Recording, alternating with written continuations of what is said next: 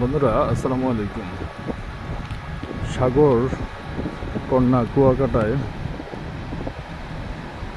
Mangrove বন সুন্দরবনের একদম কাছ থেকে কুয়াকাটাকে দেখছি আমরা ক্যামেরার চোখ দিয়ে।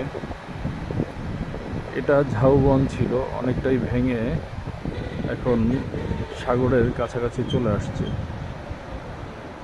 দেখতেই পাচ্ছেন সাগরের এখন জোয়ার চলছে, আস্তে আস্তে পানি উপরে চলে আসছে। দেখানোর চেষ্টা করছি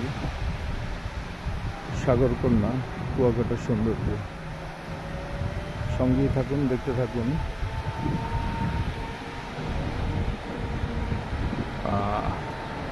এই